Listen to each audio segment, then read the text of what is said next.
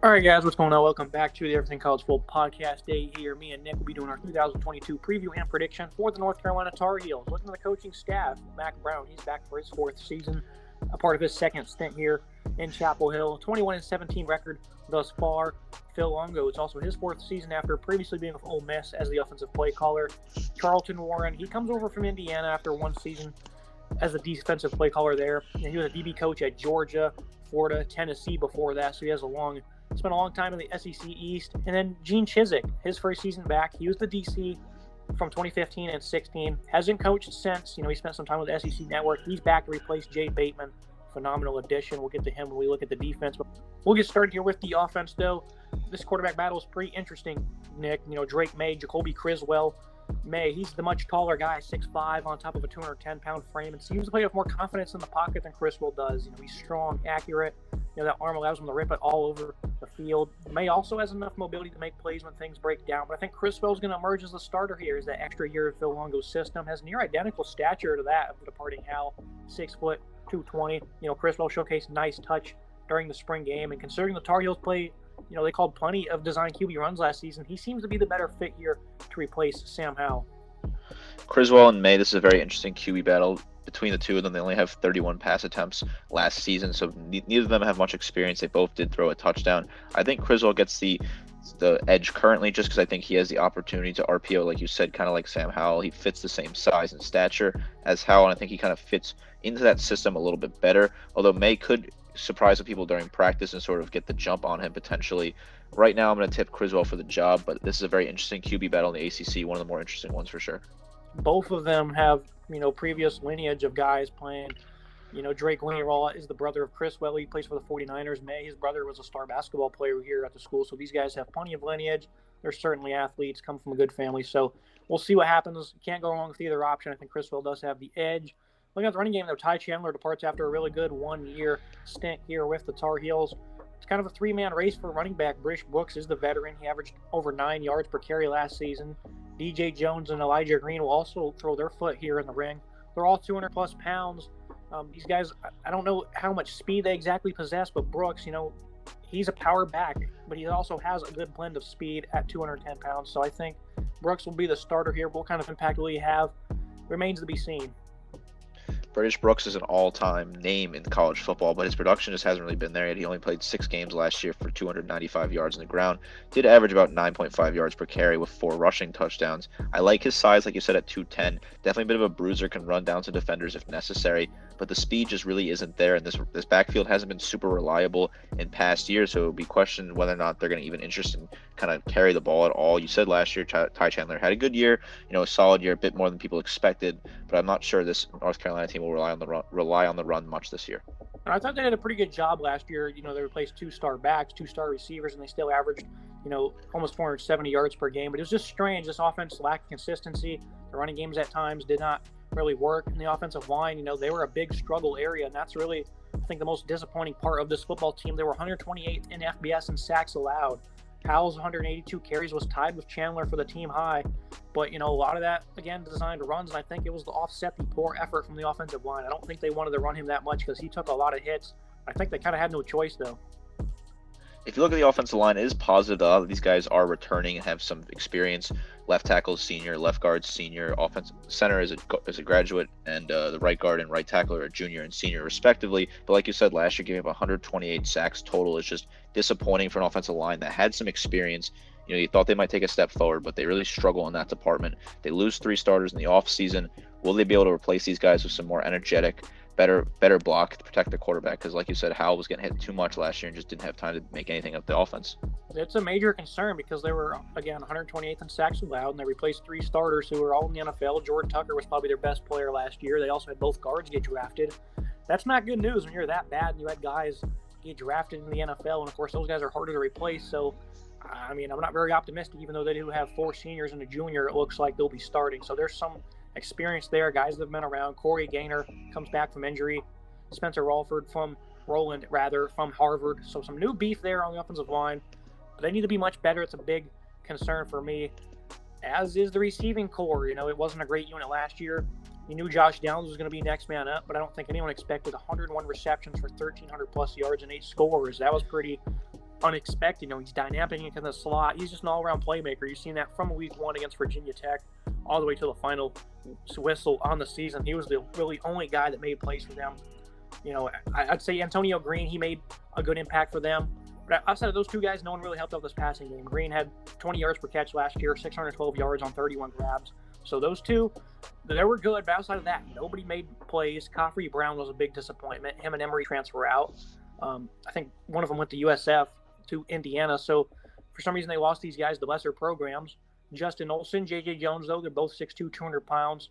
I like tight end Kamari Morales, 6'2", 245. Had pretty solid production last year, 220 yards and 5 touchdowns. I had to get him down the seam. Overall, though, not much returning production from a receiver group. It was pretty underwhelming last fall. 5 touchdowns for Kamari Morales is a solid stat for the tight end. He might be able to get involved in the offense, but it really is going to run through Josh Downs. Such an impressive year with 1,300 yards and 8 touchdowns. No one really expected to see that. He kind of jumped out of nowhere and made some great plays there. I'm really concerned about this wide receiving core. They just haven't really improved at all, and I think you can't rely on Downs to be the one weapon. You're going to have to kind of balance it out a little bit. I just don't see anyone on this roster that can really step up and do that for me. I do believe that regression is imminent for this offense, but how much, that remains to be seen. I don't expect a massive fall off, but the offensive line, I think they'll get worse, even though it doesn't really seem like it's possible. Not much juice in the backfield, it feels like. And, of course, the quarterback battle can go either way. I expect big things out of May or Chris Will, whoever gets the start. But who knows? They might struggle. It's certainly possible. So we'll see what happens with this offense. It's really the backbone of this football team. But, some parts of the offense weren't the only disappointing parts of this team. The defense massively underperformed. We expected big things from them, and they got worse. They bring back Gene Chizik. They kind of had the same issue back in 2014 where they had talent, but no energy nor organization. And he did massive things for them. We'll get to those numbers a little bit later. But look at this defensive line. Travis Shaw, incoming 5-star, joins this group. They were 98 nationally against the run. I look what they have, though. Shaw, 6'6", 320, much more athletic than his size suggests. Versatile up front, good power. He's going to make an immediate impact because he stays home to play here for Mac Brown and crew. Miles Murphy, he stepped up in year 2, 38 tackles, 9 tackles for loss. Should continue to develop here on the interior D-line. Not to be confused with the Miles Murphy he plays for Clemson. Noah Taylor, though, comes over from Virginia, been very productive in a stand-up role. How will he perform with his hand in the dirt? Remains to be seen.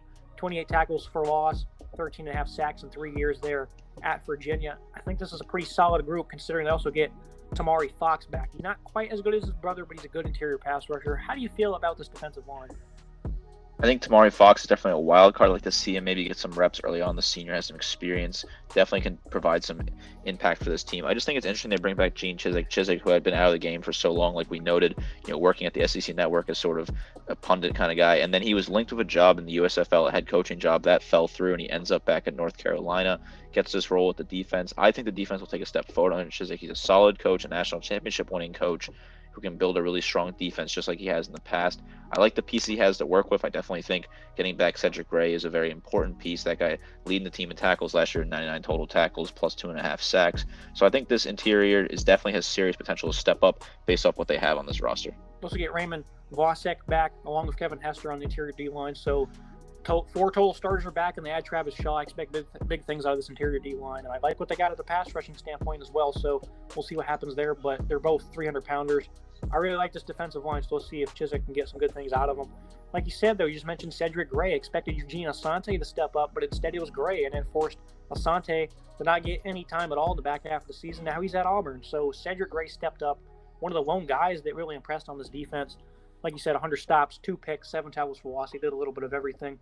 Power Eccles, they got him on the field a good bit late in the year. I'm excited to see what he can do. Depth isn't great here, which, they might get 4-star true freshman on the field. They got incoming 4-star true freshman, Sebastian Cheeks.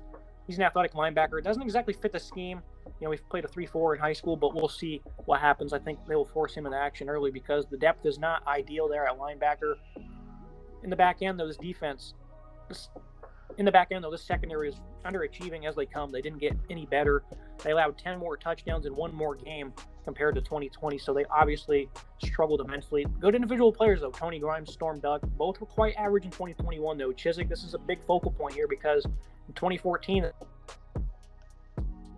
his first year, they had more picks than touchdowns allowed and ranked top 20 in pass defense. So his impact was certainly felt. He's plenty capable of coaching these guys up. Duck was pretty banged up last year, played only 6 games.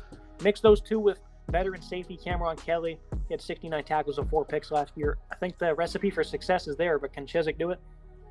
I like to see Duck Storm stay healthy all year, maybe play 12 games this year. He banged up last year, only got into 6 games. I think Sebastian Cheeks is serious potential as a 4-star recruit to get some looking at linebacker, especially early on in the season. I like Power Eccles, but I think Sebastian Cheeks just adds a little bit more variety with the speed he has as well as a 4-star recruit coming out of high school. The cornerbacks and the safeties, Strong, Grimes, and Storm Duck, together the two of them, I like what they can possess. I think they work very well together. And Cameron Kelly, solid safety. He has experience as well. He's been around for a while. He can add something to this team, to this defense that they really need. Gene Chick's going to coach these guys up. He knows how to coach a defense. I expect this defense to make some good plays this year. Giovanni Biggers, he will replace Trey Morrison, who departs for Oklahoma at that other safety spot. So I like what they got overall. This defense, they should certainly get better. All 3 levels, I like who they have. So we'll see what happens. I think Chiswick, that's a big-time addition. It might be something that potentially saves Max Brown's job, who's done a great job here at North Carolina, but last year was obviously not great. Looking at the schedule and our prediction, I'm usually not a fan of early bye weeks, but they play 3 games in a row, then get a week off before hosting Notre Dame. That is a really good draw. I couldn't think of a better way to start off the season with, 2 cupcakes. App State can be tricky, but I expect them to be 3-0 by the time they host the Fighting Irish. 8-4 is the pick here. I think they'll lose to Notre Dame, Miami, Pittsburgh, and NC State. And, of course, they could potentially drop games to Wake Forest and Virginia if this defense is not amped up. But I think here in November, the defense will be ready to play in those games. 8-4 is the pick, but, of course, 6-6 is certainly feasible. How are you feeling about North Carolina here in 2022? I think 8-4 is a good fit for this team. I like the trip to App State, a little in-state rivalry, traveling to Boone, tough place to play. That crowd's going to be very hype in this game. Interesting matchup. I kind of like that on the schedule. Notre Dame as well at home. Very interesting to see what they can do there. Maybe there's some potential to steal a win there. At Miami is going to be a tough one. At Virginia, at Wake Forest, these could be some tough games late in the season, especially that brutal back-to-back stretch of at Virginia and at Wake Forest. I like 8-4 for this team. I think they definitely should be bowl eligible. They have the talent to make it there. They could definitely achieve 8-4, but also 6-6, like you said, is very reasonable for this team considering the defense could make some mistakes and the offense may not be able to keep up. Yeah. November 5th and 12th on the road, back-to-back against 2 heavy offenses that might give this defense a workout. So if they're not prepared, then they'll certainly probably catch themselves in a losing streak here towards the end of the year. But that's going to be it for today's episode, guys. As always, Nick, thank you for joining me. Thank you so much. Appreciate it. Make sure you guys like, comment, subscribe. See you next time.